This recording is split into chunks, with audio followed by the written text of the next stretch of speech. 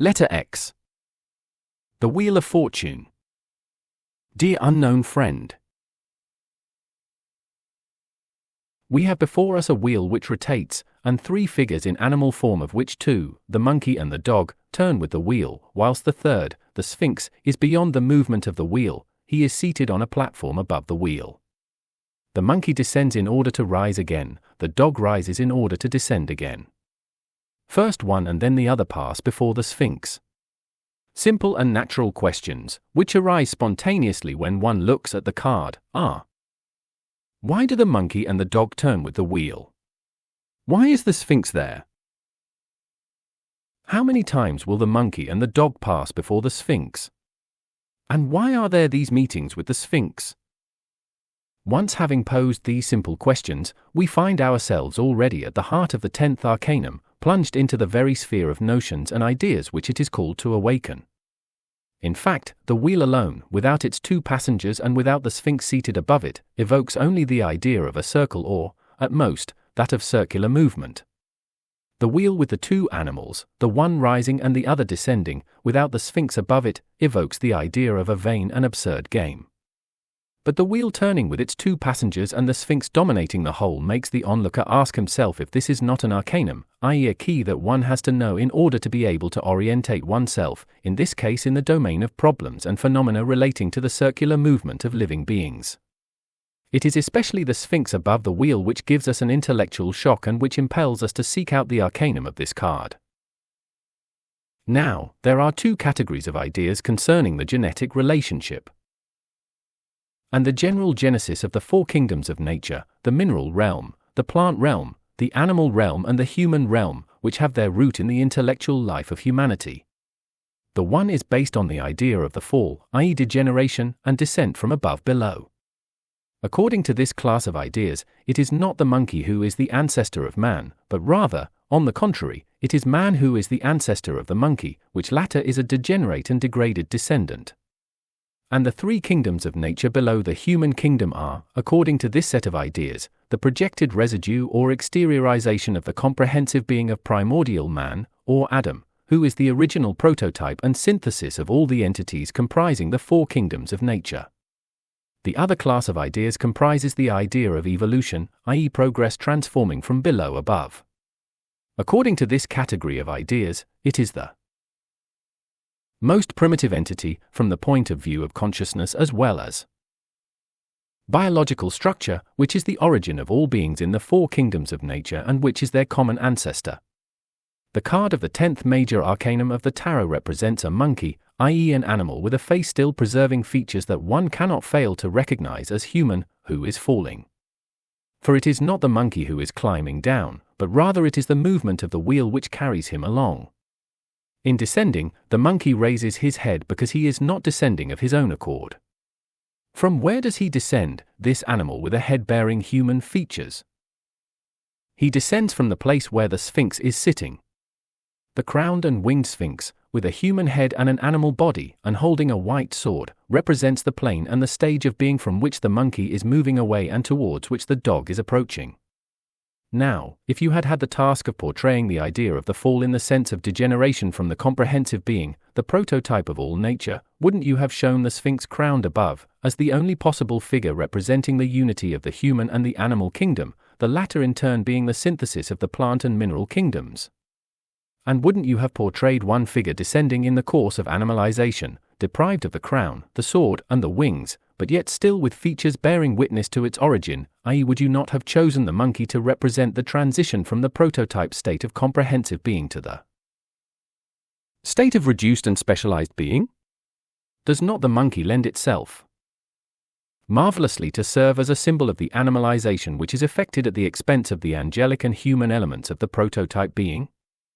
On the other hand, if you had wanted to give visual expression to the nostalgia of fallen and fragmented beings for the lost state of fullness and integration, would you not choose the dog, the animal most passionately drawn and attached to the human element, as a symbol of the aspiration of animals towards union with human nature, i.e. the aspiration towards the Sphinx, where animal nature is united to human nature? The card of the 10th Arcanum therefore teaches, through its actual context, an organism of ideas relating to the problem of the fall and the reintegration, according to Hermetic and biblical tradition. It portrays the whole circle, including ascent as well as descent, whilst the transformism of modern science is occupied with only half of the circle, namely the half of ascent or evolution. The fact is that certain eminent scientists, such as Edgar Dach in Germany and Pierre Teilhard de Chardin in France, advance the postulate of the pre-existence, be it only potentially, of a prototype for all beings, which is the ultimate as well as the effective cause of the whole process of evolution, and this postulate alone renders evolution intelligible. However, it in no way changes the fact that science works on the basis of the fundamental supposition that the minimum is the ancestor of the maximum, the simple is the ancestor of the complicated, and that it is the primitive which produces the more developed organism and consciousness, although for thought, i.e. reason, this is absolutely unintelligible. This basic scientific presupposition renders evolution unintelligible because it disregards half of the circle, namely all that which precedes, be it only an ordine cognoscendi, the state of primitivity from which science takes its point of departure. Because one has to renounce thought and reduce it to lethargy in order to be able to sincerely believe that man evolved from the primitive and unconscious particles of a primordial mist which was once our planet, without this mist bearing within itself the seed of all possibilities for future evolution, which is the process of eclosion, i.e. the process of transition from a potential state to an actual state. Thus Arnold Lunn, editor of the book Is Evolution Proved?, writes that he would certainly like to believe in evolution and accept it as proved, if he could surmount for difficulties, including the following.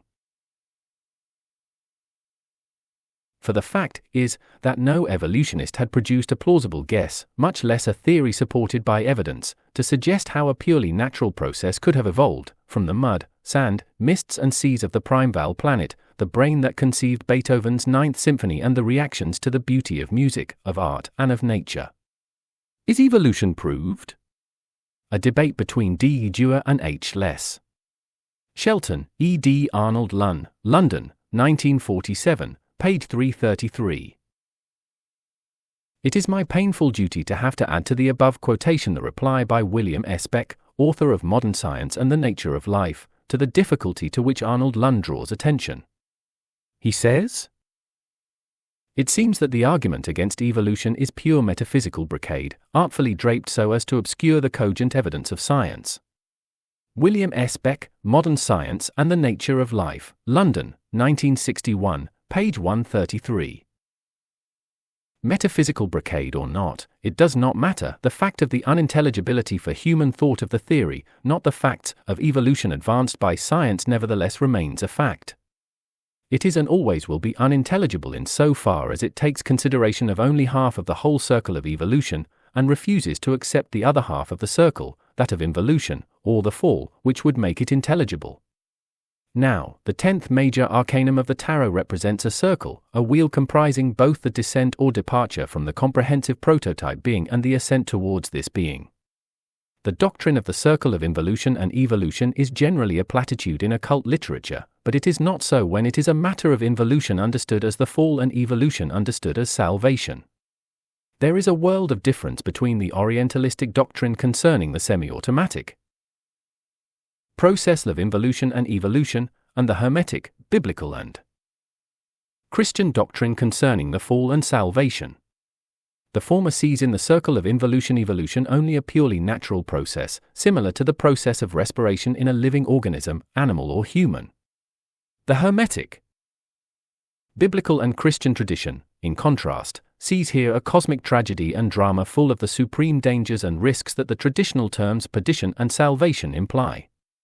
Fall, perdition, redemption, salvation are words which, truth to tell, are devoid of meaning, both for a spiritually orientated evolutionist and for an evolutionist who is scientifically orientated. The former sees in cosmic evolution the eternal circular movement of exteriorization and interiorization, the exhalation and inhalation of divine cosmic respiration. What fall, then? What risk, what perdition? What redemption, and of what? What salvation?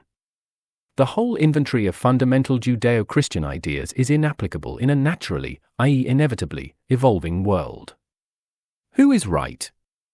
Those for whom evolution is an organically determined process in which descent and ascent are only two successive phases of a single cosmic vibration.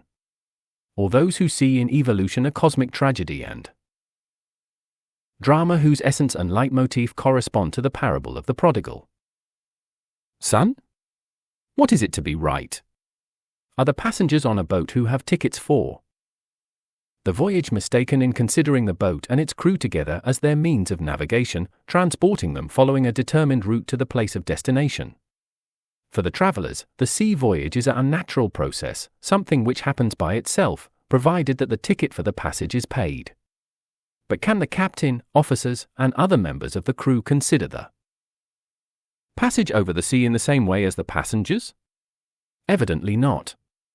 For those who are responsible for the voyage, the passage signifies work, watches, maneuvering and orientation in order to follow the route and bear the load of responsibility for everything.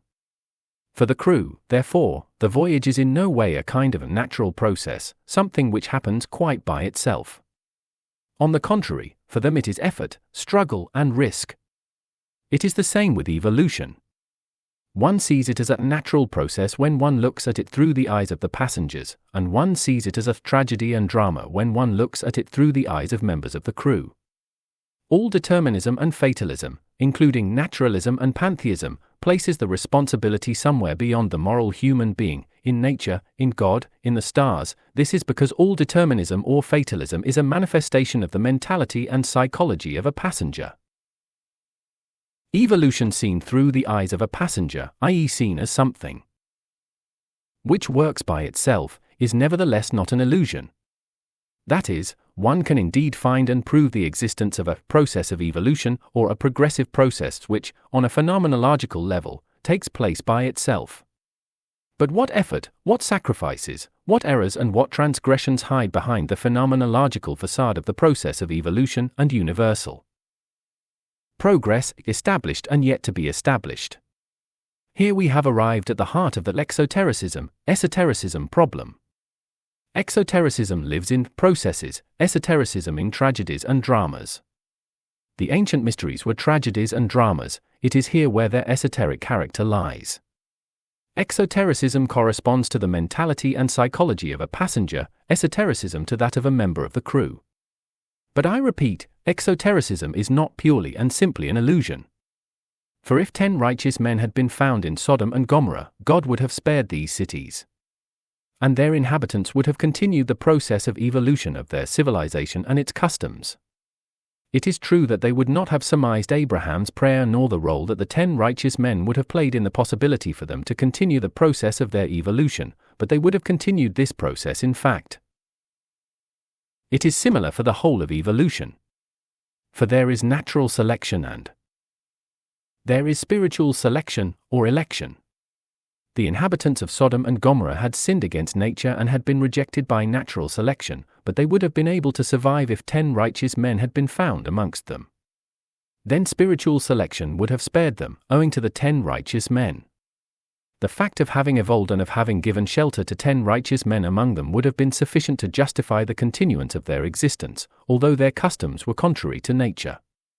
Spiritual selection would have prevailed, therefore, over a natural selection or, in other words, esotericism would have determined and saved the exoteric life. Esotericism is therefore not a life and activity which seeks secrecy. It is based on the mentality and psychology of the crew, and its secrets are secrets only in so far as the mentality and psychology of the passengers is such as to refuse to participate in responsibility. At the same time, there is no more serious error than that of wanting to organize the community or fraternity which would be called to play either the role of an instrument of spiritual selection or election, or even the role of a spiritual elite. For one can neither assume the function of election nor consider oneself as elect. It would be morally monstrous if a group of people were to say, "We shall choose 10 righteous men for our time," or "We are the righteous of our time." Because one does not elect, one is elected. Knowledge of the fact of spiritual selection, or election, and of the role that it plays in the history of mankind and in evolution in general can therefore certainly give rise to the birth of a false esotericism, i.e. to the formation of groups, communities or fraternities which believe themselves authorized to elect, or believe themselves to be elect. False prophets and false elects, Christs, of which the gospel speaks, are, and will be, produced by false esotericism cultivated by those who assume the right of election or spiritual selection. It may be added that no Christian saint has ever considered himself otherwise than as a great sinner, and that there was no righteous man or prophet of the Old Testament who was not called or chosen from above. But let us return to the subject of evolution. Evolution, as understood exoterically, is a cosmic process, biological or spiritual. This is not important, whilst esoterically understood it is a drama or mystery in the sense of the ancient mysteries. And it is only for evolution thus understood that the ideas of the fall, perdition, redemption, and salvation become not only applicable but also necessary. First, let us take the ideas perdition and salvation and try to understand them on the level of cosmic evolution, or cosmic drama. Do not be shocked, dear unknown friend, and do forgive me, for I am going to relate a myth, a cosmic myth from the Gnosis, not ancient or modern, but from the eternal Gnosis, because the cosmic drama is in reality a myth made flesh, and it must first be seen as such before one draws principal intellectual lessons from it. Therefore I am going to relate the myth in order to draw from it some ideas, which are related to the Arcanum of the tarot with which we are occupied. When the Father had accomplished his work on the seventh day of creation, that he had made through his word, he rested on the seventh day from all his work that he had made. And the Father blessed the seventh day, and he sanctified it, because on this day he rested from all his work that he had created. Thus the seventh day is blessed and sanctified, because it is the day not of the world and the movement of the world, but rather of the Father himself alone. It is the seventh part of the circle of movement of the world, when he withdraws and becomes immobile and silent. Thus it was that the circle of movement of the world was not closed, but remained open. And the seventh day was sanctified and blessed as the open part of the circle of movement of the world, in such a way that the beings of the world had access to the Father and the Father had access to them. But the serpent said, there is no freedom for the world, in so far as the circle of the world is not closed. Because freedom is to be in oneself, without interference from outside, especially from above, on the part of the Father. The world will always follow the will of the Father, and not its own, in so far as there is an opening in the circle of the world, in so far as the Sabbath exists. And the serpent took his tail in his mouth and thus formed a closed circle. He turned himself with great force and thus created in the world the great swirl which caught hold of Adam and Eve. And the other beings, upon whom Adam had impressed the names that he gave them, followed them. And the serpent said to the beings of the world moving on this side of the closed circle, that he formed by taking his tail in his mouth and setting himself in rotation, here is your way, you will commence by my tail and you will arrive at my head. Then you will have traversed the length of the circle of my being and you will have within you the entire closed circle, and thus you will be free as I am free. But woman guarded the memory of the world open towards the Father and the holy Sabbath. And she offered herself for the rending of the closed circle in herself in order to give birth to children issuing from the world beyond it. From the world where there is the Sabbath. Thus originated the suffering of her pregnancy, and thus originated sorrow on this side of the world of the serpent. And hostility came between woman and the serpent, between the generations of woman, giving birth with pain, and the generations of the serpent, giving birth with pleasure. The former will crush the head of the serpent and the serpent will wound the heel of the woman. For woman moves in a contrary sense to the movement of the serpent, and her head reaches to the tail of the serpent, and her heels touch the head of the serpent. This is because in the world, which is the current of the serpent, suffering is its counter-movement. It was through the counter-movement of suffering that there originated the counter-current of the sons of woman, which is the thought born from suffering and from memory of the world of the Sabbath. Thus the sons of woman set up altars to the Father, this side of the world of the serpent. And Enosh, son of Seth, not only worshipped the Father, but even came to know his name. He began to invoke the name of the Father. But Enoch, a descendant of Seth, went still further, he walked with God, Genesis v. 22. He did not pass through the bitterness of death which, for living beings on this side of the circle of the serpent, is the way out of the closed circle of the serpent, for he was taken up by the Father, Genesis v. 24. For about that time thought aspiring to the Father succeeded in piercing the circle of the serpent and in accomplishing an opening in the closed circle. Thus initiation and prophecy could be established on this side of the world of the serpent. Initiation kept living the memory of the world of the Sabbath, and prophecy nourished the hope of deliverance from the circle of the serpent and the future re-establishment of the world of the Sabbath. Buddhas taught the way of going out from the world of the serpent and of arriving at the repose of the Sabbath. But the prophets proclaimed the transformation of the world of the serpent from within it by the coming of the Word, which will live in the world of the serpent and will re-establish within the world of the serpent not only the Sabbath but also the other 6 days of creation such as they were before. A third of the beings from each of them were uprooted and swept down by the closed whirlwind of the serpent. Compare to Revelation 12:4. This came to be the woman virgin who is the soul of the counter-movement to the serpent, and of suffering since the beginning of the world of the serpent, received, conceived and gave birth to the Word of the Father. And the Word became flesh and dwelt amongst men in the world of the serpent, full of grace and truth. Compare to John 1:14. This is the cosmic myth, the esoteric drama which underlies the exoteric process of evolution. It sets forth, in the first place, the idea of the open circle and the closed circle. The open circle, or the spiral, is the world before the fall of the 6 days of creation crowned by the 7th day, the cosmic Sabbath, which corresponds to what one designates in mathematics as the step of the spiral. It suggests the idea of unlimited growth and advancement, being through its form only the introduction or antechamber to eternity. It promises unlimited progress. The closed circle, in contrast, is in principle only a prison, whatever its extent may be. It is a wheel which turns on itself and therefore suggests no advancement beyond its circle. The idea that the closed circle, or wheel, suggests, is that of eternal repetition. 3 historical personalities have vividly portrayed the idea of the cosmic wheel, although each of them did so in a different way. These are Gautama Buddha, Solomon, and Friedrich Nietzsche. The first told of the wheel of incarnations, where birth, sickness, old age and death repeat themselves endlessly. The illumination that the Buddha had under the Bodhi tree revealed 3 truths to him: that the world is a wheel of births and deaths, that its movement is fundamentally nothing other than suffering, and that there is a way towards the center of the wheel, which is at rest. King Solomon had experience of the wheel, not as that of incarnations, as with Buddha, but rather as inexorable fate, rendering all human hope and endeavor in vain. Vanity of vanities. All is vanity. What does man gain by all the toil at which he toils under the sun? A generation goes, and a generation comes, but the earth remains forever. The sun rises and the sun goes down, and hastens to the place where it rises anew. The wind blows to the south, and goes round to the north, round and round goes the wind, and repeats the same circuits.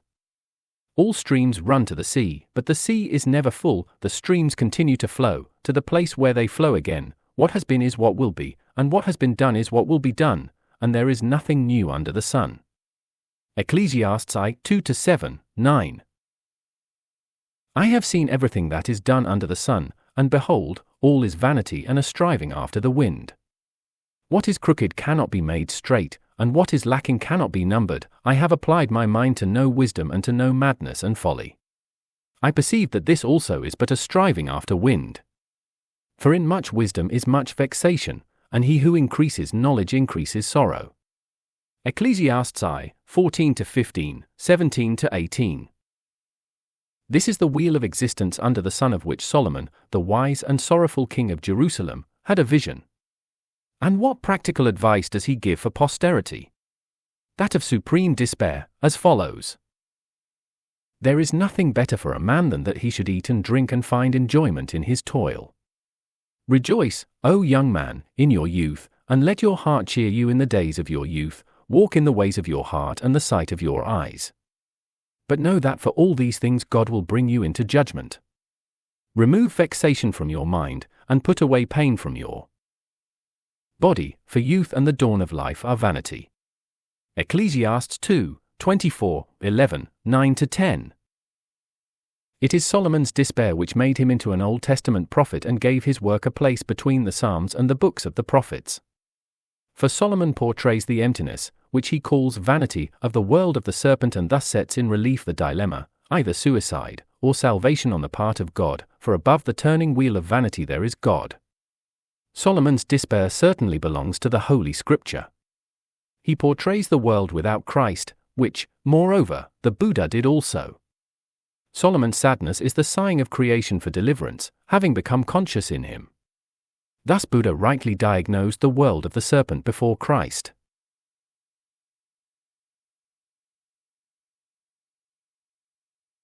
Solomon wept over it, but Nietzsche, how monstrous, sang of it. Yes, Nietzsche saw and understood the wheel, the closed circle with no outlet, of the world of the serpent, and he said yes to it. He had the vision of eternal repetition, that eternal return, eeuwige wederkomst, and he identified it with eternity, although it is the very opposite of eternity. Oh! How should I not burn for eternity, and for the marriage ring of rings, the ring of recurrence? Never yet found I the woman by whom I would have children, save it be by this woman that I love, for I love thee, O eternity. For I love thee, O eternity. Friedrich Nietzsche, thus spake Zarathustra, *. So he sings of the wheel that Buddha diagnosed as the great misfortune and that Solomon estimated as the vanity of vanities. Poetical lyricism? It is more than this. Nietzsche certainly gave a poetic form to what he took to be his illumination. But this was only a summary of the last consequences drawn from modern science, not as method, but rather as mode of world outlook. In fact, according to the positivistic science of the end of the 19th century, the world is the sum total of innumerable combinations of simple particles, atoms. The combinations change endlessly, but at some time the number of possible combinations of atoms must necessarily reach its limit and the number of new combinations must be exhausted. Then the previous combinations must repeat themselves. Therefore there will be some time in the future a day which will be the exact repetition of today. This is the scientific basis of the eternal return. Belief in the eternal return has a basis not only in the calculation of possible atomic combinations but also in the scientific dogma of the quantitative constancy of matter and energy in the world. Nothing disappears. Nothing appears in the world. The sum total of matter and energy in the world is constant. It is impossible for it to be either augmented or diminished. One can add nothing to it, nor take anything from it. The world is a closed circle from which nothing escapes and into which nothing enters. Now, given that the world is a determined quantity, it is calculable. In the last analysis, it is only a determined number of particles and/or units of energy. Therefore the number of combinations of these particles is no longer unlimited. The limit must be reached sometime. And then past combinations will be repeated. The eternal return of everything is therefore an inevitable conclusion in a world understood as a closed circle. In a world which is a closed circle, whose matter and energy are a constant quantity, there are no miracles. Because the cosmic notion of a miracle entails inconstancy of the quantity of matter and energy in the world. A miracle takes place when the energy of the world undergoes either an increase or a diminution. This presupposes an opening in the circle of the world. For a miracle to be possible, the world must be an open circle, the world must be a spiral, i.e. it must have an uncreated sphere or a Sabbath, according to the cosmic myth narrated above. Now religion, all advanced religion, teaches that the world is an open circle. For this reason it insists upon the reality of miracles. Miracles, the supernatural, are a reality of action from beyond the circle of nature, which appears to be closed. This is the reality of the cosmic Sabbath. The good news of religion is that the world is not a closed circle, that it is not an eternal prison, that it has an exit and an entrance. There is an entrance, which is why Christmas is a joyous festival. There is an exit, which is why Ascension is a festival. And that the world can be transformed, such as it is, into such as it was before the fall, this is the good news of the Festival of Festivals, the Festival of the Resurrection or Easter. The world as a closed circle, the world of the eternal return, the world where there is nothing new under the sun, what is this in reality? It is nothing other than cosmic hell. For the idea of hell can be understood as eternal existence in a closed circle. The closed circle of egoism would then be subjective and individual hell. The closed circle of a world of constant energy would then be objective and cosmic hell. Now we have the cosmic meaning of the terms salvation and perdition. Perdition is to be caught up in the eternal circulation of the world of the closed circle, the world without a Sabbath. Salvation is life in the world of the open circle, or spiral, where there is both exit and entrance. Perdition is existence in the closed circle of the eternal return. Salvation is life under the open sky, where each day is new and unique, a miracle in the infinite chain of miracles, for God is not unknowable, but rather knowable, through inexhaustible and infinite knowledge. The infinite revelationability and knowability of God, this is the essence of the eternal Sabbath, the seventh day of creation. The seventh day of creation is that of eternal life and the source of miracles. For it is laden with possibilities of new things, and from it energies can be added to the so-called constant quantity of the phenomenal world, just as energies of this world can disappear into it. The two other terms in the cosmic drama of evolution are the fall and redemption. It is now easier to understand them after having drawn out to a certain extent the cosmic meaning of the terms salvation and perdition. For the fall is a cosmic event, a whirlwind set in motion by the closed circle of the serpent biting his tail and sweeping down part of the created world, compare to Revelation 12:4. And redemption, to say it directly, is the cosmic act of the reintegration of the fallen world, first in creating an opening in its closed circle, religion, initiation, prophecy, then in instituting a path of exit, Buddhas, and in trance, avatars, through this door, and lastly in transforming the fallen world from within by the radiation of the incarnated Word, Jesus Christ. This is the meaning of these two terms on a level of generalization carried to a high degree. Let us now look at the meaning of these two terms more closely, so that the essential details can stand out from the totality. Firstly, the fall. Here we are confronted with the biblical account of paradise and the 6 days of creation, with the impressive tableau of natural evolution that science advances, with the contours of a majestic outline by the genius of ancient India of Kalpar, Manvantaras, and Yugas, a world of periodicity and rhythm, a world dreamt periodically by cosmic consciousness, with the exposition, following the stanzas of Zion, of cosmogony and anthropogony according to the Indo-Tibetan tradition, given by H.P. Blavatsky in the 3 volumes of her Secret Doctrine, with the grandiose tableau of the spiritual evolution of the world through 7 so-called planetary phases that Rudolf Steiner has bequeathed to the dumbfounded intellectuality of our century. Lastly, with the cosmogonies and eschatologies, explicit or implicit, of Hermes Trismegistus, Plato, the Zohar, and diverse Gnostic schools of the first centuries of our era. May I be permitted to say straight away that, although I have had actual experience of comparing the whole range of these ideas and documents for more than 40 years, I cannot make use of them here in the sense of the treatment which they merit, i.e. to classify them, to extract the essential points of similarity or contrast, to make relevant quotations, etc. If I were to do so, I would drown the essential theme in a sea of secondary elements, secondary with regard to the main theme. Therefore I have to proceed in the following way. The spirit of all the various ideas and documents enumerated above will be present as a general background, but it will be necessary to refrain from any explicit use of the material which they comprise. Having said this, let us return to the problem of the cosmic fall. Firstly, one can ask, what is this problem? How does it arise? Let us look at the totality of our experience of the world, personal, historical, biological, etc. What does it say to us? Leibniz, the philosopher of optimism, said that the given world is the most perfect of possible worlds.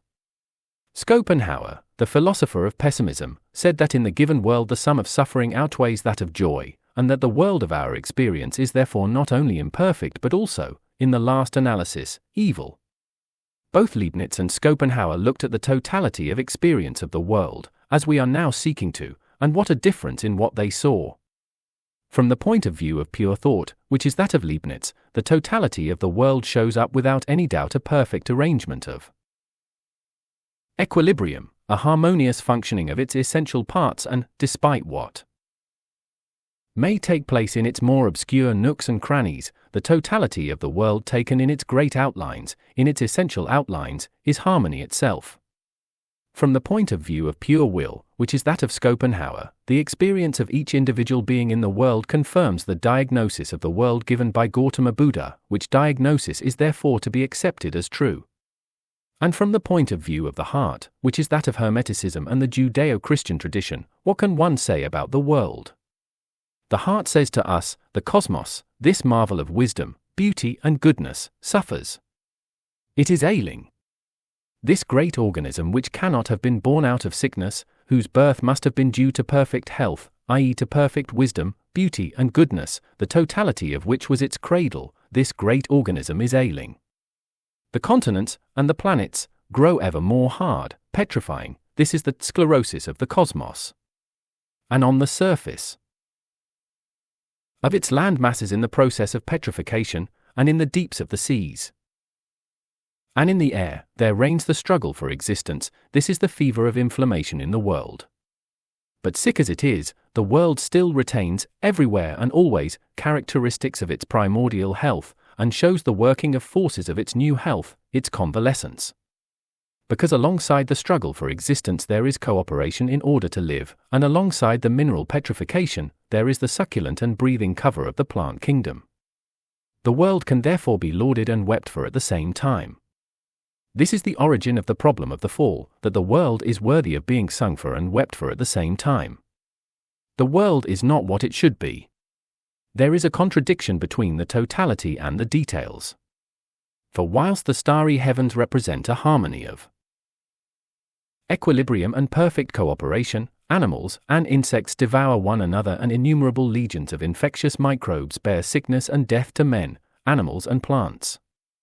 It is this contradiction which the term the fall alludes to. In the first place, it designates a state of affairs in the world which gives the impression that the world is composed of two independent, if not opposed, worlds, as if in the organism of the great world of the harmony of the spheres there is interpolated another world with its own laws and evolution, as if a cancerous outgrowth has taken place in the otherwise healthy organism of the great world. Science takes the two worlds together and considers them as inseparably united, and names this totality nature, nature with two faces, nature, benign and cruel, at one and the same time, nature both stubborn and astonishingly cooperative, wise and blind nature, nature, the loving mother, and the cruel stepmother, full of malice.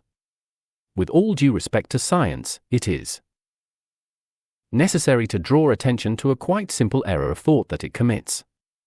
Notably, it commits the same error that a doctor would commit if he were to consider a state of sickness, e.g. cancer, as normal or unnatural, and if he were to declare that the cancerous process as well as the circulation of the blood were two aspects of the nature of the organism of the sick person. This would be something monstrous, if the doctor refused to distinguish between nature and counter-nature, sickness, in the organism of the patient, yet this is precisely what science does with regard to the world organism. It refuses to distinguish between nature and counter-nature, health and sickness, natural evolution and evolution contrary to nature. The ancients always knew that there is an anomaly in the state of the world. Whether they attributed it to the principle of ignorance, avidya, as in ancient India, or to the principle of darkness, Ahriman, as in ancient Persia, or again to the principle of evil, Satan, as the ancient Semites did, is not important. It is always a matter of distinction between the natural world and the unnatural world, between the natural and the perverse, between health and sickness. It goes without saying that Hermeticism, in accordance with the Judeo-Christian tradition, regards the nature of science not as the world created by God, but rather as the field where the created world meets with the world of the serpent. The world of the serpent, this is the world within the world which gave rise to the dualism of Zoroastrianism, Manichaeism and certain Gnostic schools. These kinds of dualism fall under the title of heresy, i.e. they sin against the essential truths of salvation, because they commit the same error as modern science, but in an inverse sense. Just as science refuses to distinguish in nature between the nature of orthogenesis and cooperation on the one hand, and the nature producing genetic ampasses and parasites on the other hand, so did the Manichaeans, Cathars, Albigenses, etc. refuse to distinguish between virginal nature and fallen nature. But whilst science considers its nature, although nature is a contradiction in herself, as the sovereign queen of evolution, who has managed to lead evolution from the albuminous cell to the developed brain of Homo sapiens, the radical dualists considered their nature as being evil through and through. In other words, science considers nature, in the last analysis, good. The Manichaeans regarded nature as evil. Science refuses to see Satan there. The radical dualists wanted to see nothing but Satan there. But let us return to the world of the serpent. The most general characteristic feature of this world is enfoldment, whilst the most general characteristic feature of the created world is unfoldment, blossoming and radiation. Thus the brain and intestines in the animal kingdom are due to enfoldment. Foliage, branches, and flowers are expressions of the contrary tendency in the plant kingdom. Thus, for example, foliage is the lung of the plant, unfolded and open to the air, whilst the animal or human lung is enfolded foliage. Or another example, the sun is in a state of radiation, whilst the planets are in a state of condensation, i.e. enfoldment. These two tendencies have their traditional designations. They are light and darkness, i.e. radiation and enfoldment, respectively. This is why the Gospel according to John, in describing the cosmic drama, says, "Light shineth in the darkness, and the darkness apprehendeth it not." John I, 5, Kai te phars ent scotia phanii, kai he scotia auto ou catelaben, et lux in tenebris lucit, et tenebrae eam non comprehenderant. Ou catelaben, non comprehenderant. This expresses that the light was not caught up in the whirlwind of enfoldment and is not obscured by it, but shines in the darkness. This is the quintessence of the gospel, the good news. Thus the sun and the stars are to the planets, including the earth, as light is to darkness. And in the microcosm, the system of lotus flowers is to the system of endocrine glands as light is to darkness. For the lotus flowers are, fundamentally, blossoming glands, whilst the glands are enfolded lotus flowers. The endocrinal glands are precipitates of the lotus flowers in the microcosm, just as the planets are precipitates of the planetary spheres in the macrocosm or planetary system. Now, the world of the serpent is that of enfoldment. The serpent biting his tail and thus forming a closed circle is its symbol. Completely successful enfoldment would be hell or the state of complete isolation. But complete enfoldment or accomplished isolation has in no way succeeded in the world. The history of so-called natural evolution traces for us a tableau of successive attempts, none of which have been successful, aiming at establishing through complete enfoldment a viable organism with an absolutely autonomous consciousness, without falling prey to madness. Is not the atom an entity produced by enfoldment, which is autonomous and independent? But atoms associate themselves with one another in molecules. Is the molecule, therefore, not an autonomous entity? Well, molecules associate themselves into mysterious fraternities of life that we name organic cells.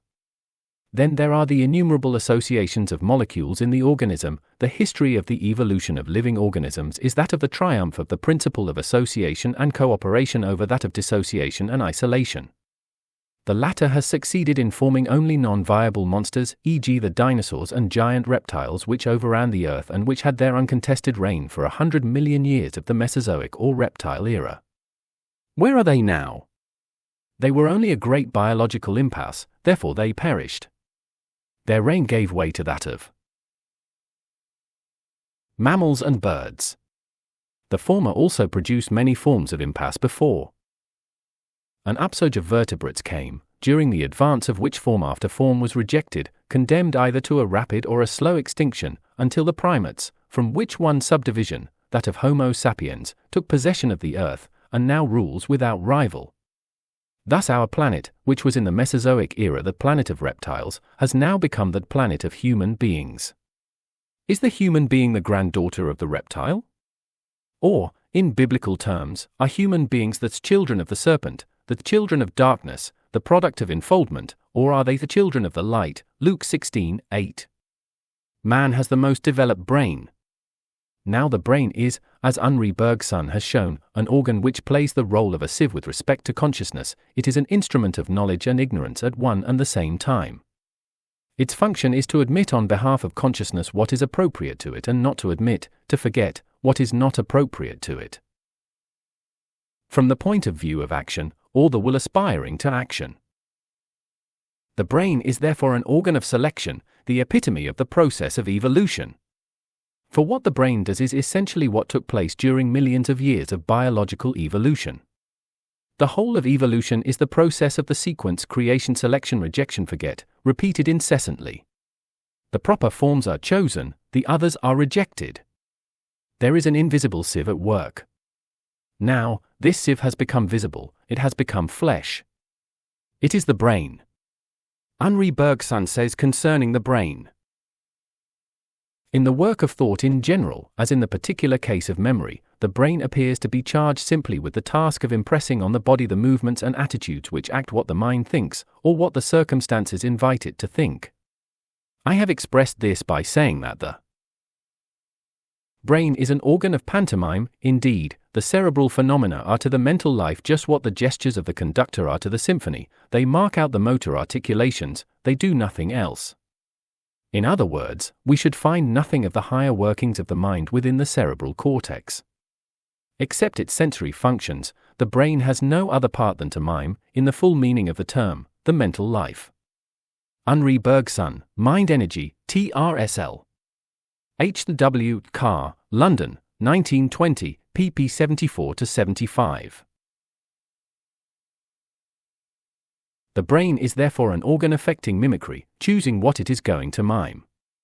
It mimes accordingly. Now, relevant mimicry is precisely what the book of Genesis understands by cunning when it says that the serpent was more cunning, Aram, than any other wild creature that the Lord God had made, Genesis 3:1. It is, as it were, the psychological principle of the serpent, just as enfoldment and movement in a closed circle is its dynamic principle. To be cunning is to mime wisdom, after having eliminated the essential, its light, and then to make use of it for one's own ends. This is why it is said that the devil is the ape of God, that he apes God. The brain is therefore due to the serpent. It is the work of the serpent, and mankind, as the animal species endowed with the most developed brain, is certainly a granddaughter of the serpent. Human beings, as cerebral beings, are indeed children of the serpent or children of darkness. This is why there exists a kind of brotherly piety with which the serpent is venerated in various places in the world: Egypt, India, the sacred Nogas, Mexico, Central America, and, lastly, China, where the sacred reptile is venerated in its flying form, that of the dragon. Even Moses erected a bronze serpent on a pole in the desert, and it was only in the time of the reign of Hezekiah, son of Ahaz, king of Judah, that worship of the serpent was put to an end, notably when Hezekiah broke in pieces the bronze serpent that Moses had made, for until those days, i.e. during all the centuries of judges and kings, until Hezekiah, the people of Israel had burned incense to it. It was called Nehushtan, 2 Kings 18:4. But many centuries later a Gnostic sect, the Narsenes, Nahashines, worshipped the serpent in the same region, and this was after Jesus Christ. Even in the 19th and 20th centuries, several occultist writers have striven to restore the cult of the serpent, this time in an intellectual form. Thus H. P. Blavatsky did much in her secret doctrine to honor the serpent as the philosophical idea of ancient wisdom. She interpreted it as the principle of universal energy, Fohat, which has a unique and indispensable place between the universal intellect, Mahat, and universal matter, Prakriti. She evoked the ancient legends and traditions of the teachers of childlike humanity, who were the creators of civilization, the sons of the serpent, the benefactors of mankind at the dawn of its history. Eliphas Levi presented the serpent as the great magical agent, i.e. the intermediary principle between consciousness and the world of objective facts. According to him, the serpent is the principle of realization, i.e. that which in practice translates the will into events, that which objectifies the subjective. Stanislas de Guaita dedicated his unfinished work to the serpent by giving it the title Le Serpent de la Genèse. In this book he portrays the reality of the role of the great magical agent in history. As to the Theosophical Society, the serpent biting its tail with a hexagram and Egyptian tau within the closed circle of the serpent was chosen as its symbol and seal, accompanied by the motto of the Maharajas of Benares. Satyat Nasti Poro Dharma, there is no religion higher than truth. Yes, the serpent is indeed the great magical agent, that is to say, the principle which mimes consciousness and which is therefore the link between the subjective and the objective, just as the brain is the link between consciousness and action. Yes, the first representatives of cerebral intellectuality, the sons of the serpent of ancient legends, were certainly the first masters of newborn civilization. It is certainly they who taught the rudiments of the arts and sciences to childlike humanity. Having admitted this, I nevertheless ask myself, is the serpent, as the great magical agent, the only magical agent, and is he the magical agent of all magic? Does divine or sacred magic, which we have referred to in the letters relating to the third and fifth arcana of the tarot, make use of the same agency as that of Farkers, hypnotists, magnetic healers, and necromancers? Now, centuries of experience show that there is not only another agent and another magic, but also that there is another consciousness and experience than that due to the brain. It was not the serpent that John the Baptist saw descend upon the master of sacred magic, the greatest thaumaturgist of history, but rather a dove. John bore witness, I saw the Spirit descend as a dove from heaven, and it remained on him. John I, 32. Several days later the miracle of the wedding at Cana was accomplished.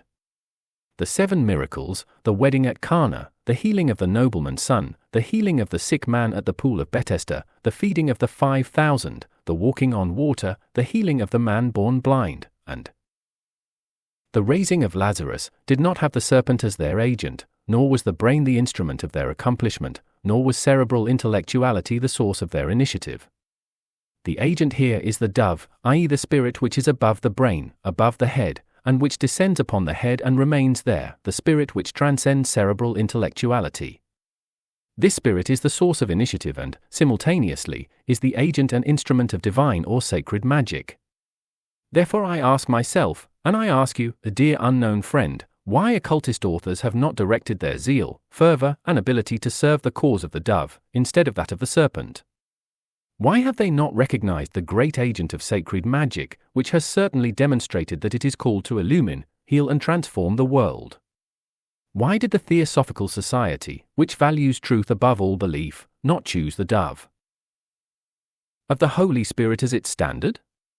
Why was the dove of the Holy Spirit, which is the very principle of universal spirituality, not chosen instead of the serpent biting its tail? Why did Stanislas de Guaita not write a book entitled The Dove of the Gospel? Why did Eliphas Levi not refer to the new great magical agent, the dove, which is called to replace the ancient magical agent, the serpent? Why did H.P. Blavatsky refuse to see that there are 2 principles of cosmic energy, that of Fohat or the energy of the serpent, and that of the Holy Spirit or the energy of salvation? Even if the stanzas of Zion do not make any mention of it, are they to be taken as the only source of truth? And is the testimony of prophets, apostles, and saints for over 3,000 years for nothing? I am perplexed, I repeat, not because the interpretation of the serpent according to the above-mentioned occultist authors is not true, in what it essentially concerns, but because the subject of the serpent is treated by them with a strange exclusiveness, even partiality, that is difficult to explain by objective facts referring to the problem as such, without recourse to psychological factors. Be that as it may, there is a rather pronounced tendency in occult literature to present the serpent as the sole principle of realization, and even as the sole principle of knowledge, including occult knowledge. Now, with respect to ourselves, we are able, in the first place, to see in the serpent only the principle of cerebration, cerebral intellectuality, and the principle of enfoldment, the tendency to form closed circles, or, in other words, the principle of the fall.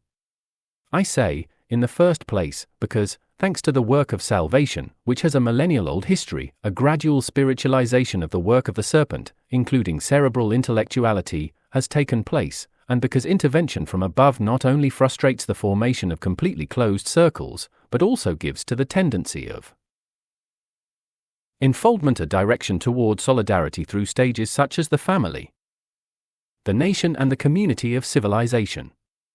In other words, Providence sees to it that the circles formed by the serpent are not entirely closed, and that the series of its circles is changed into a series of as many spirals.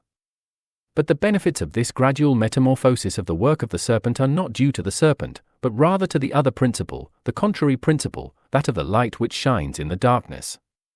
For the reality and entirety of evolution consists on the one hand of the enfolding activity of the serpent, which has formed the brain and produced cerebral intellectuality, and on the other hand of the activity of the light from above, which opens the enfolded and illumines cerebral intellectuality. The serpent and the dove, these are, in the last analysis, the factors underlying the whole process of evolution. If you were to ask me, dear unknown friend, if one has to choose and take the side of either the serpent or the dove, my reply would be in the framework of the Master's counsel. Be wise as serpents and innocent as doves, Matthew x:16. i.e. that one should try to unite cerebral intellectuality with spiritual spontaneity. It is certainly necessary to think in articulated thoughts and in a discursive manner, but above this process of discursive thought there always soars the ideal. It is in the light of the ideal that one should think. But let us return to the question, are human beings children of the serpent or children of the light? We have said that human beings, as the animal species endowed with the most developed brain, are children of the serpent. Now, it is necessary to add that as beings aspiring to the ideal of the good, the beautiful and the true, human beings are children of the light. Because, whatever may be said in the contrary sense, there is no reason, nor is there anything given in the whole domain of biological evolution culminating in the formation of the human brain, which explains and makes the human aspiration towards truth, beauty and goodness appear necessary. Every monastery and convent is, moreover, a direct contradiction to the thesis that mankind is only the product of biological evolution. All renunciation of concrete things, such as wealth, power, health and even life, for an ideal, bears witness to the trans-evolutionary and trans-cerebral reality of the nucleus of the human being. If the excavations carried out by paleontologists supply skulls and skeletons as evidence of the biological evolution leading to the human brain, the martyrs throughout history bear witness at the same time to the fact of the transcendence of the nucleus of human nature with respect to biological evolution. This is because complete evolution is the intersection of biological evolution and spiritual evolution. The fact of the intersection of these two quite different domains is the reality of the fall. The other term of the cosmic drama with which we are occupied, and which is linked to that of the fall, is redemption. We have said above that redemption is the cosmic act of the reintegration of the fallen world, first in creating an opening in its closed circle, religion, initiation, prophecy, then in instituting a path of exit, Buddhas, and in trance, avatars, through this door, and lastly in transforming the fallen world from within by the radiation of the incarnated Word, Jesus Christ. Thus, the thesis that we are advancing here is that the work of salvation leading to actual redemption is universal concerning both time and space. For it has acted since the cradle of mankind's history and it extends to all groups and all religions of mankind. The centuries are its stages and the whole of mankind was, and is, its field. The work of salvation is Catholic in the literal, hermetic, magical, Gnostic and mystical sense of the word. This means to say that the history of the suffering, militant and triumphant church is as long as that of humanity, and that it is as vast as humanity itself. For the word is the true light that enlightens every man coming into the world, John I:9, i.e. every human being, always and everywhere. There is therefore only a single work of salvation, which includes all human endeavor truly aiming at transcending the brain and cerebral intellectuality, and which includes all true revelations from above, throughout all the ages of the history of mankind. It operates in stages, from the first altar erected somewhere on a hill or in the corner of a field, to the great cathedrals of Europe aspiring to heights of consciousness above the sphere of cerebral intellectuality. It has been in stages. The stages of the work of universal salvation constitute the spiritual history of mankind, which is the great universal Bible of which the historical Bible is a part. It can be summarized in two ways according to two different points of view, from the point of view of revelation, and that of operation. According to the first point of view, mankind's spiritual history could be summarized, as the Kabbalah does, by giving the various aspects of God that are revealed successively in the spiritual history of mankind. The 10 names of God of the Kabbalah, which correspond to the 10 Sephiroth of the Sephiroth tree, represent a summary of mankind's spiritual history from the point of view of the gradual revelation of God. For, from the aspect represented by the name Adonai, Lord, to the aspect indicated by the name Eyeh, I am, there is a long road, the former name being a term for the superiority of power, pure and simple, whilst the latter name signifies intuition of the being who is the essence of being, or he who is.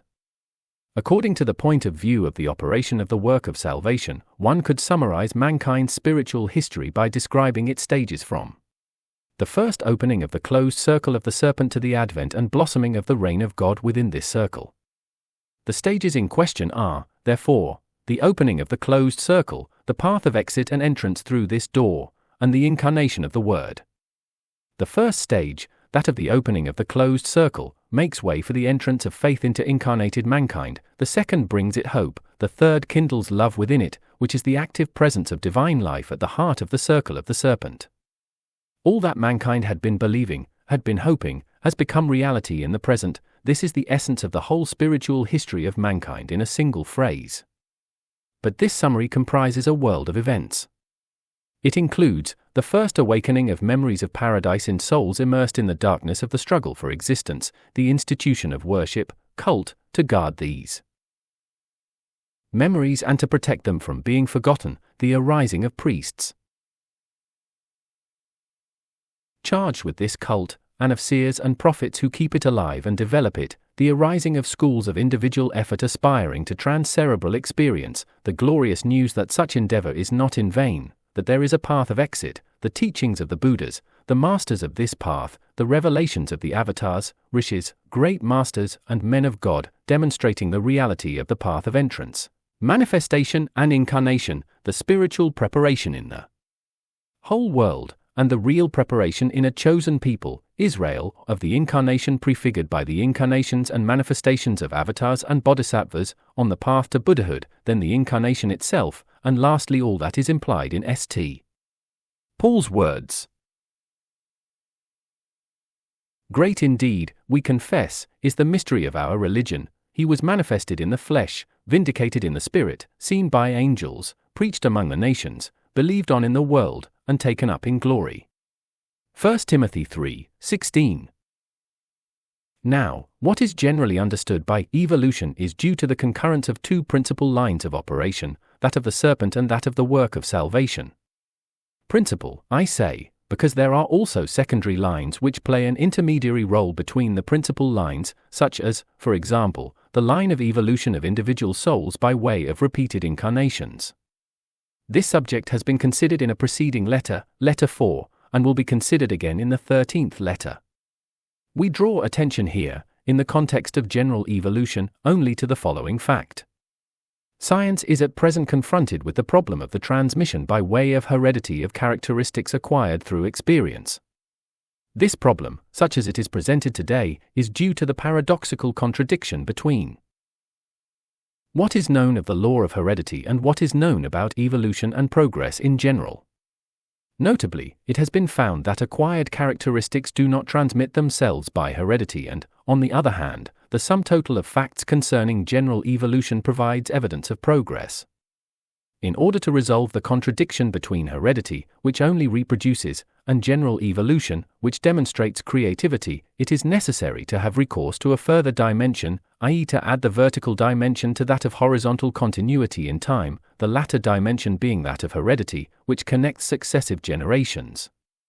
It has to be admitted that acquired characteristics are accumulated somewhere else other than by way of the mechanism peculiar to heredity, and that between heredity and acquired characteristics, which latter do not disappear but are simply relegated somewhere else, there is an active tension which manifests itself in education and self-education, as well as in the arising of intellectual and moral geniuses as fruits of a mediocre line of forefathers. This tension between the mechanism of heredity and characteristics acquired through experience, and accumulated somewhere else, leads in the long run to the prevalence of the latter, and a kind of therruption of acquired characteristics takes place in the hereditary mechanism. The fruits of past experience, so to say, reincarnate. It is thus that one is led to postulate the principle of reincarnation. and when modern depth psychology of the school of Jung adds sufficient material concerning the resurgence of past experiences in dreams, vision, and in the life of fantasy of people who, in their normal consciousness, know nothing about it, and thus, for example, the rituals and symbols of the ancient mysteries reappear in the full light of day of the 20th century, then the postulate necessary to explain the possibility of progress ceases to be solely a postulate, but becomes a conclusion, based on experience and endowed with a high degree of probability. It is true that Jung designated the realm where past experiences are buried as the collective unconscious. But why collective? Why not individual unconscious? Is it simply because experiences of the past, which arise from the depths of consciousness, have much in common, that they resemble one another? But it is human beings in whom these experiences of the past arise. It is therefore quite natural that they have much in common, in fact, as much in common as human beings have in common. For this reason alone, is it necessary to postulate the collectivity of subconscious or superconscious, a memory that spans millennia. Is it not more simple and natural to conclude that the one who remembers an experience is also the one who experienced it? But to do justice to Jung, it should be pointed out that he did not insist on a substantial collectivity to his collective unconscious. As a true scientist, he leaves open the question whether the collective unconscious is a reservoir common to mankind, or whether it is a totality derived by synthesizing characteristics common to individuals. The metaphysic, so to say, of the collective unconscious was but little elaborated by Jung. Be that as it may, the facts that Jung assembled and presented lend themselves at least as easily to interpretation in terms of reincarnation as in terms of a collective unconscious. But for the inner forum of consciousness, and I remind you, dear unknown friend, that these letters are addressed only to your inner forum, and that on principle they do not aim to advance doctrines of general, i.e., scientific, validity. It is the experience within the depths of your own soul which has the last word on the problem of individual reincarnation, and it is to this that the task falls of transforming the possibility and probability of reincarnation into certainty, certainty in the inner forum of consciousness, of course. There are, therefore, three continuities in evolution: biological or hereditary continuity, psychic continuity or reincarnation, and spiritual continuity or the work of salvation. Note that these three lines of continuity correspond to the dynamic triangle to which Fabre d'Olivet reduced the history of the human race: the triangle, destiny, will, providence. Heredity corresponds to destiny, fate; reincarnation to will, freedom; and the work of salvation to providence. This is what he says concerning this triangle. But if man is, at first, only a power in germ which civilization must develop, whence will come to him the indispensable principles of this culture? I reply that it will be from the two powers to which he finds himself linked and of which he must form the third. These two powers, between which he finds himself placed, are destiny and providence. Beneath him is destiny, natura naturata, necessitated nature; above him is providence, natura naturans, free nature. He is himself, as kingdom of man, the mediatory will, the effective force, placed between these two natures to serve them as a link, a means of communication, and to unite two actions, two movements, which would be incompatible without him. The three powers which I have just named constitute the universal termere. Nothing escapes their action, all in the universe is subject to them, all except God himself who, enveloping them in his unfathomable unity, forms with them the sacred tetrad of the ancients, that immense quaternary, which is all in all and outside of which there is nothing. Fabre d'Olivet, L'Histoire philosophique du genre humain, TRSL. N.L. Redfield, Hermeneutic Interpretation of the Origin of the Social State of Man and of the Destiny of the Adamic Race, London, New York, 1915, Intra, pp. XL.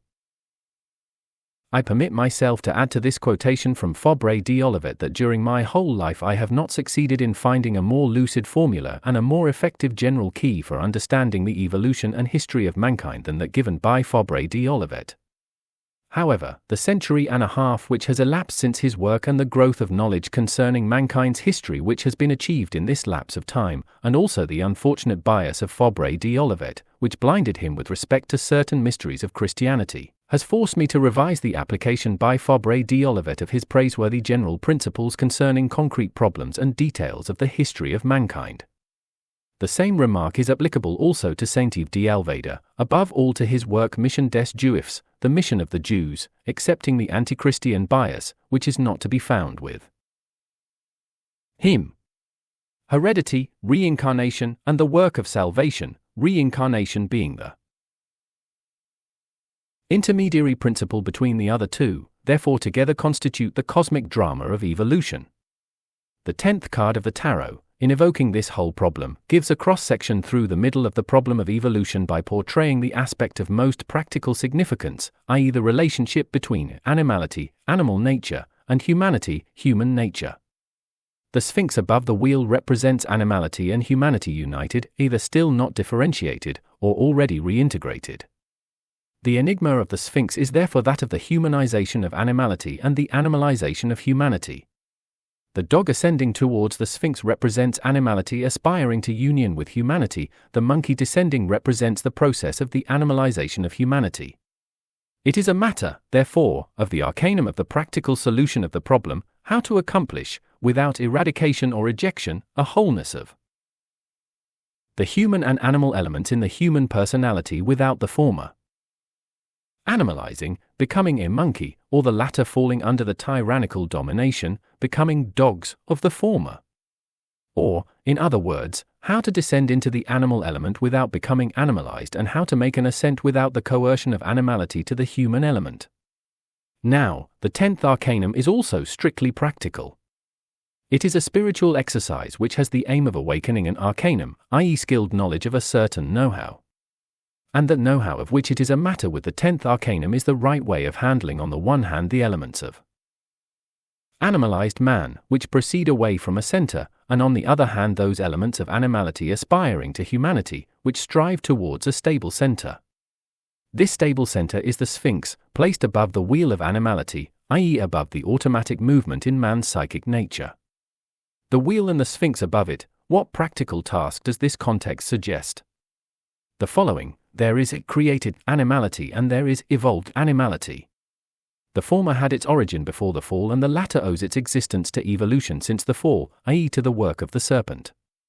There is the animality created by the divine word of which the Gospel of John says that all things were made through him, and nothing that was made without him, John I, 3, and of which Moses' book of Genesis speaks in terms of the creation of animals according to their kinds, Genesis I, 24, on the 5th and 6th days of the creation.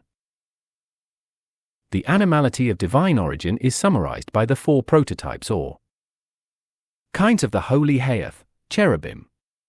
These are the bull, the lion, the eagle and the angel or man. And if one unites these 4 prototypes in one soul being, one obtains the Sphinx.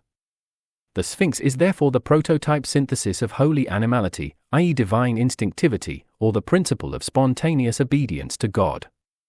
For holy animality means nothing other than spontaneous obedience to God or divine instinct. The other instincts are due to the evolution of the serpent. They are summarized by the term bestiality. Therefore, there are instincts of divine origin and there are bestial instincts. Thus, the instinct which leads to elevation of the spirit and of the heart is symbolized by the eagle, which iconographic tradition represents as the inspirative principle, or channel of divine inspiration, of John the Evangelist. At the same time, the eagle as the prototype of the bird of prey represents the instinct of aggression and lightning attack. It is the eagle as the instinct of rapacious which figured as the inspiring principle on the standards of the Roman legions. Similarly, the lion symbolizes the instinct that can be designated as moral courage. The martyrs were representatives of the lion, and it is the lion as moral courage which is associated with the evangelist Mark in Christian iconography. But just as there is the eagle and the eagle, so there is the lion and the lion. Ferociousness is to moral courage as the lion is to the lion. The former is a degeneration of the latter. The bull is the symbol of the instinct of productive concentration. It underlies the propensity to deep meditation. It is the channel of divine inspiration of the evangelist Luke. It is the bull in this sense which has given rise to the cult of the sacred cow, the female aspect of the bull, in India. The worship of the cow in India is simply a popular counterpart to the Hindu propensity for meditation. But again there is the bull and the bull. The latter is a degeneration of the former. It is concentration of the will on a single thing, rendering the subject blind to everything else. In sacrificing the bull in the Mithraic mysteries, it was not intended that the propensity to meditation be killed, but rather that impetuosity, rage which blinds, be slain.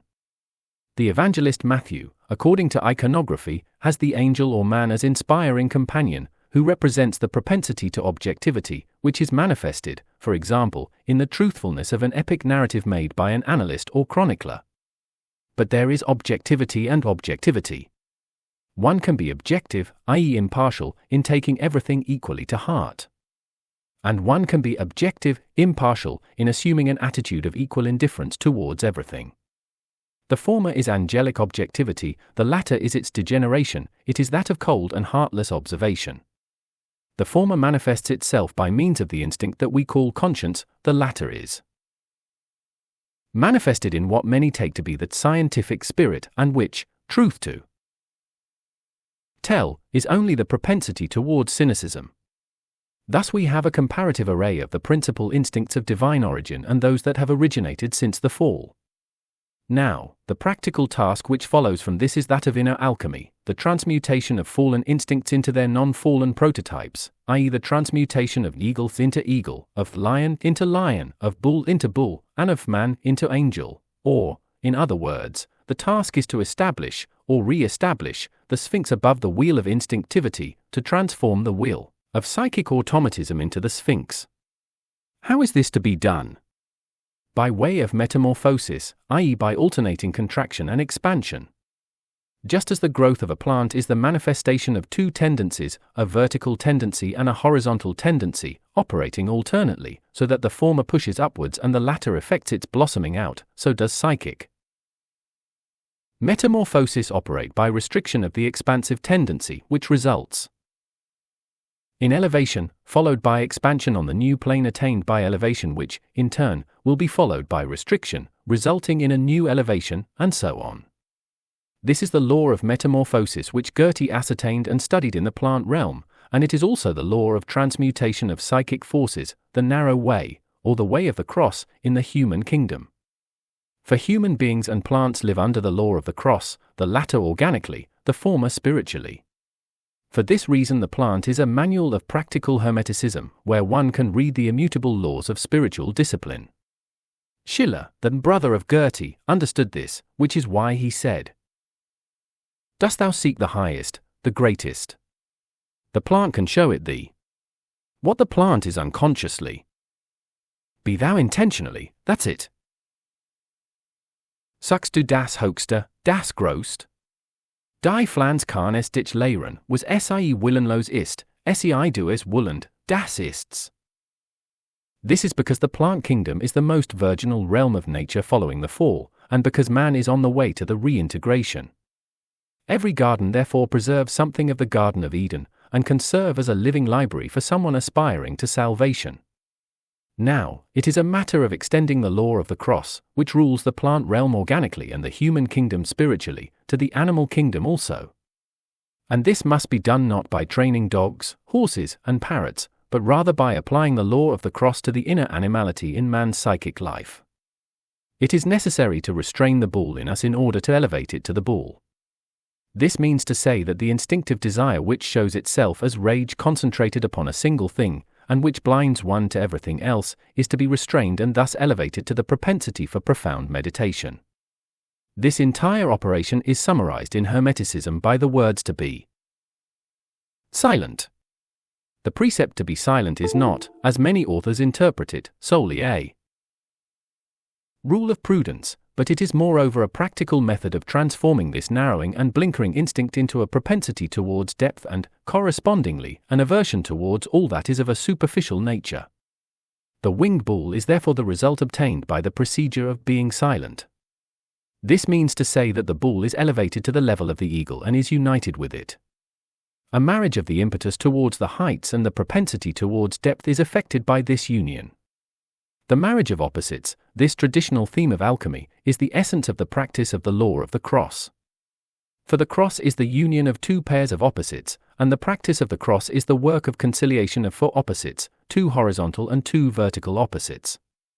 The eagle and the bull are vertical opposites, they are the tendencies towards the heights and the depths, towards the general and the particular, towards a comprehensive overview and towards the minutiae of points of detail. The angel and the lion constitute the other pair of opposites on the cross of man's instinctivity. Here it is a matter of the transformation of combative courage into moral courage, into the courage of conscience. For the instinct that we call moral conscience is the effect of inspiration on the part of the angel, and it is by elevating instinctual courage, i.e. the desire for heroism, adventure, and struggle, that the latter is united with conscience and becomes the moral courage that we admire in martyrs and saints. The winged lion is the result to be obtained by the procedure signified by the term to dare, which implies moral courage. Just as the bull becomes winged through its conjunction with the eagle by the practice of to be silent, and just as the eagle acquires the constancy and perseverance of the bull thanks to the practice of to will, so does the lion acquire wings through its conjunction with the angel by the practice of to dare, and the effect of the inspiration of the angel, which one's the daring produces, becomes spontaneous certainty by the practice signified by the term to know. These are therefore the four lines of endeavor with a view to achieving the task symbolized by the Sphinx: to be silent, to will, to dare, and to know. To be silent is the restriction of the will which elevates itself, following the law of the cross, as a consequence of this restriction. Then it has its expansion on another plane. There it becomes the true to will. Constant attention to conscience restrains impulsiveness, and this latter is therefore raised to a new plane, where it has its expansion. The disciplining of impulsiveness by conscience is the practical sense of to dare and to know. For it is only in harmony with knowledge due to conscience that impulsiveness becomes a legitimate daring or moral courage. Here is the principle of Hermetic asceticism over the millennia. It is based on the law of the cross, its aim is the Sphinx, which is animality united with humanity. It is clear that this is a very ancient teaching and that the 10th Arcanum goes back to ancient Hermeticism before our era. We are put into contact with the ideas of those who erected the Sphinx and the pyramids. It is intrinsic evidence, not iconographic and historical evidence, which leads us to this conclusion. And what reinforces this, moreover, is what is missing from the 10th card. It presents us the wheel of animality and the Sphinx as the solution to the practical problem of animality. Now, a more profound and sustained analysis of the Sphinx and of the whole context of the card leads us inevitably to four animals and to all that this comprises: divine and fallen animality, the fall and the reintegration, the principle of practical asceticism, etc. All this can be amplified by the facts and knowledge that modern history, biology, and psychology supply us with. But one essential thing is lacking from this card. This is the quinta essentia, the fifth essence, which would make the Sphinx a reality for us, but which is not the Sphinx itself.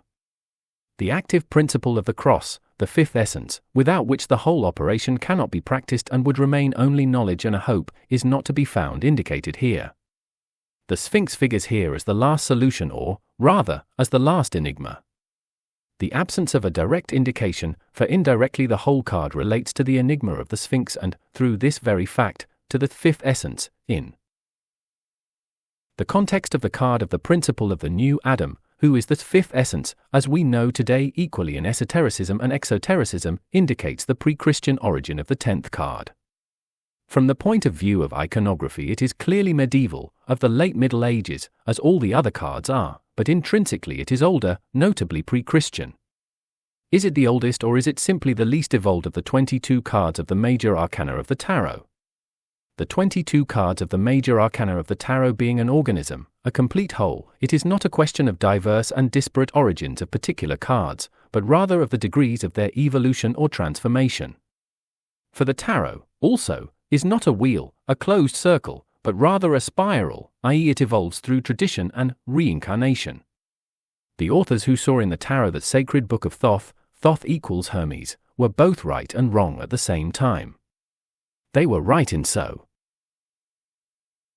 far as they traced back the history of the essence of the tarot to antiquity, notably to ancient Egypt. And they were wrong in so far as they believed that the tarot had been inherited from ancient Egypt, i.e. that it had been transmitted from generation to generation subject to minor iconographic changes. As support for their thesis, the ingenious story or legend, that you probably know, is recounted concerning the council of Egyptian priests who deliberated on the problem of the preservation of the essence of their wisdom for the generations to come, after the extinguishing of the light of Egypt. Proposition after proposition was rejected, whether to commit the wisdom to paper, stone, metal, etc., and at last it was decided to entrust the wisdom to a less destructible and more stable agent than paper, stone, and metal, i.e. to human vice. Thus a game of cards, the tarot, was devised, which has come down to us. But from an iconographic point of view, the tarot is definitely medieval.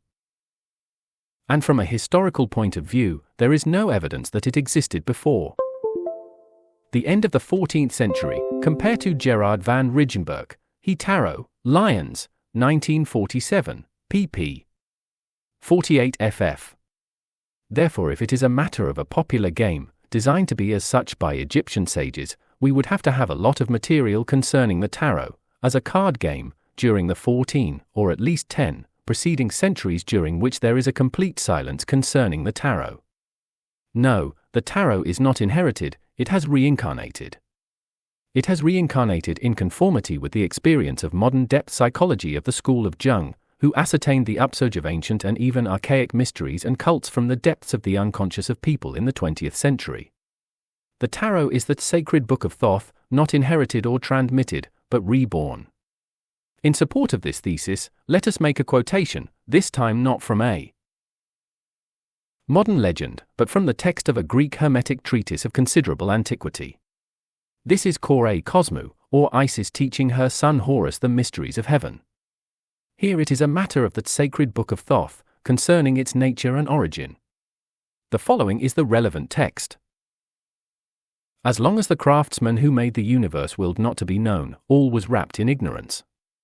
But when he determined to reveal himself, he breathed into certain godlike men a passionate desire to know him, and bestowed on their minds a radiance ampler than that which they already had within their breasts, so that they might first will to seek the yet unknown God, and then have power to find him. But this, Horus my wondrous son, it would not have been possible for men of mortal breed to do, if there had not arisen one whose soul was responsive to the influence of the holy powers of heaven. And such a man was Hermes, he who won knowledge of all. Hermes saw all things, and understood what he saw, and had power to explain to others what he understood, for what he had discovered he inscribed on tablets, and hid securely what he had inscribed, leaving the larger part untold, that all later ages of the world might seek it, and thus did Hermes speak, and now I must deposit hard by the secret things of Osiris these holy symbols of the cosmic elements, and after speaking over them a prayer, depart to heaven. It is not fitting, my son, that I should leave this report unfinished. I must tell you all that Hermes said when he was depositing his books. Thus did he speak, ye holy books, which have been written by my perishable hands, but have been anointed with the drug of imperishability by him who is master over all, remain ye undecaying through all ages, and be ye unseen and undiscovered by all men who shall go to and fro on the plains of this land, until the time when heaven, grown old, shall beget organisms, those that the Creator has named souls, worthy of you. Having spoken this prayer over the works of his hands, Hermes was received into the sanctuary of the everlasting zones. Kore Kosmou, TRSL. Walter Scott, Hermetica Volume 1, Oxford, 1924, pp 459-461. This is the Greco-Egyptian version of the nature and origin of the sacred book of Thoth. According to this version, the books comprising it were engraved by perishable hands, but have been anointed with the drug of imperishability and remain deposited undecaying through all ages in the sanctuary of the everlasting zones belonging to Hermes, so that all later ages of the world might seek them. They are therefore inscribed magically in a region between heaven and earth, close enough to the earth to be reached by the souls of seekers on the earth and to awake in them the spirit of quest through their attraction, and far enough removed, on the other hand, so as never to be seized by cerebral intellectuality, i.e. to be taken hold of, analyzed and exploited by it. The original of the sacred book of Thoth is to be found in the transcerebral region. For this reason it is necessary to seek for it not in crypts, manuscripts or stone inscriptions, nor even in secret societies or fraternities, but rather in the sanctuary of the everlasting zones belonging to Hermes. It is necessary to elevate oneself above the zone of cerebral intellectuality, because the sacred books were written according to the Hermetic treatise that we have quoted, before the formation of the brain. They make an appeal, magically effective across time, throughout all ages, to transcend cerebral intellectuality, and to raise the organisms worthy of them, those that the Creator has named souls, to the region where they remain deposited. This region, this garden of the holy symbols of the cosmic elements, planted between earth and heaven, these magical formulae, Gnostic symbols, and mystic fires of the primordial revelation, which constitute the sanctuaries above cerebral intellectuality and below heaven, is the reality of Hermeticism. It is an incentive across the ages, stimulating human souls to aspire to the vision of all things and, having seen this totality, to comprehend it, and having comprehended it, to attain the power of revealing it and showing it. The totality of things, ta sympanta, in Greek, this is the soul of Hermeticism across time, throughout all ages. And as the brain is the organ of practical specialization, the appeal and aspiration to the totality of things, ta sympanta, amounts to an appeal and aspiration to transcend the brain and cerebral intellectuality. Hermeticism haunts mankind from century to century. Is this because of a pleiad of brilliant writers? Or because of secret societies, or again because of the attraction towards what is secret in general? It could be. But why are there always writers, and in every epoch? And why are there secret societies? Why, lastly, does the secret itself exercise such an attraction? Because in the depths of the unconscious, which knocks at the door and wants to become conscious, there is present that sanctuary of the everlasting zones, where the sacred book of Thoth remains deposited, from whence symbolic and hermetic works are born, or reincarnate. The tarot is such a work. The tarot has its invisible prototype, and the function and mission of the tarot is to elevate the soul to this original. This is why it is a system of spiritual exercises. It gives direction and an impulse to transcend cerebral intellectuality for the soul to penetrate into the sanctuary of the everlasting zones where the holy symbols of the cosmic elements remain. The totality of things, intuition transcending cerebral intellectuality. Hermeticism, but why Hermeticism? Is this not the aspiration of every metaphysical philosophy and all religious mystical practice? Certainly the mystical practice of religion transcends cerebral intellectuality. But it does so in order to attain heaven, and not the intermediary zone between heaven and earth, where the primordial revelation of the mysteries of heaven are found deposited. Saints live the light, warmth, and life of heaven. Celestial gold, blue and white radiate into their lives and through their lives. With respect to Hermeticists, they are called, or should I say condemned, to live neither for the day of earth nor for the day of heaven, but rather are immersed in the night, in the profound darkness of the mystery of relationships between heaven and earth. The thinking which unites heaven and earth, which is immanent equally in every earthly phenomenal structure and every celestial noumenal entity, is that which is the vision and comprehension of the totality of things, as the power to reveal it and show it. Saints do not aspire to cosmic thought, to a comprehension of the totality of things, but rather to divine life. And metaphysicians?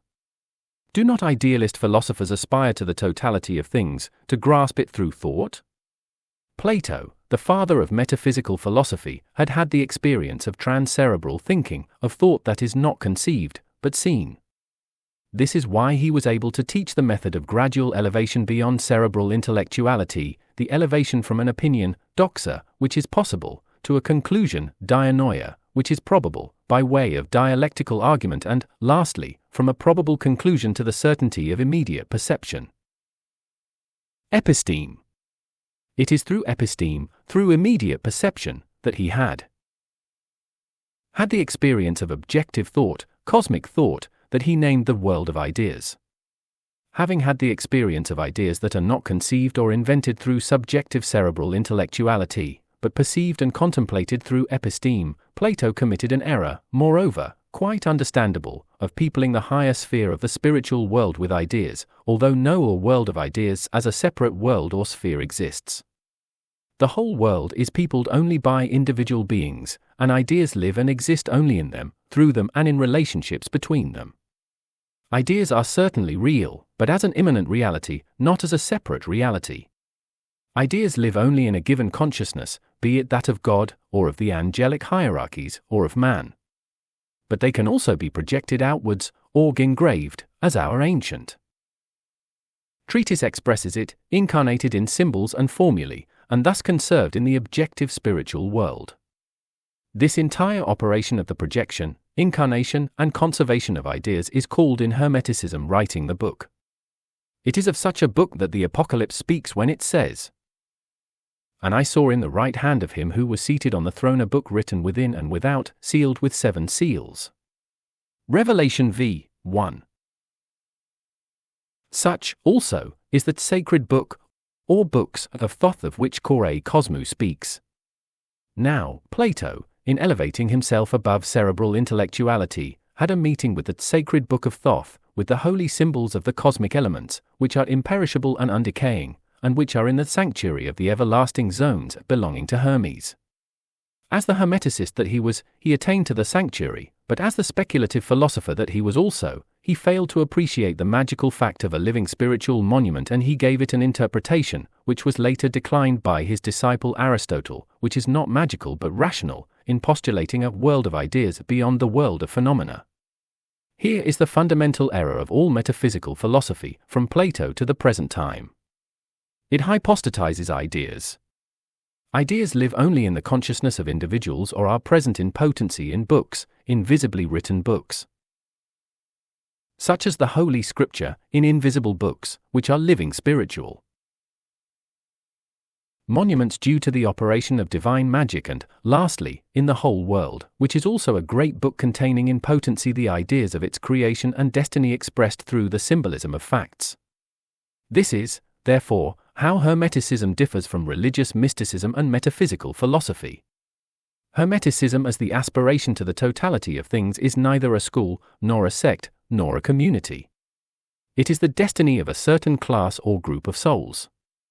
For there are souls who must necessarily aspire to the totality of things, and who are impelled by the river current of thought, which never stops, flowing always forward and always further on, without cease. There is no stopping for these souls. They cannot, without renouncing their own lives, leave this river of thought, which pours without cease, equally during youth, mature age and old age, without halting, from one darkness needing to be illumined to another darkness needing to be penetrated. Such was, is, and will be my destiny. And in addressing these letters to the unknown friend, I address myself to he who shares this destiny with me. Monsieur Professor, forgive me this arrogant and immodest, if not puerile, in your eyes, aspiration, the aspiration to personal certainty with respect to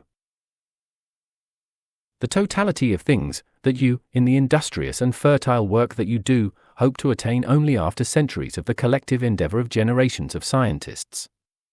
But at least know that I am infinitely grateful to you, and that you have in me a disciple always eager to learn from you, with respect and gratitude, and who would never presume to teach you, whatever it may be.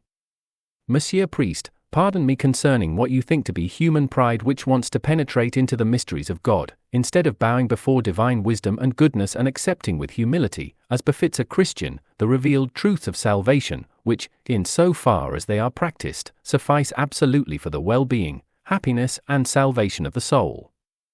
I say this to you now as if at confession. I am unable not to aspire to the depth, the height, and the breadth of comprehensive truth, to comprehension of the totality of things. I have made the sacrifice of the intellect, sacrificium intellectus, in all sincerity and without reserve. But what an intensification of the life of thought, what increased ardor in the aspiration to spiritual knowledge, that has followed. I know that the truths of salvation revealed and transmitted by the counsel of the Holy Church are both necessary and sufficient for salvation, and I have no doubt whatever that they are true, and I strive to do my best to practice them, but I am unable to arrest the current of the river of thought which bears me towards mysteries that perhaps are meant only for saints, perhaps only for angels, in any case, that I know without doubt are reserved for beings more worthy than me. Father, will you grant me absolution? Come what may, I can only echo Jacob's words.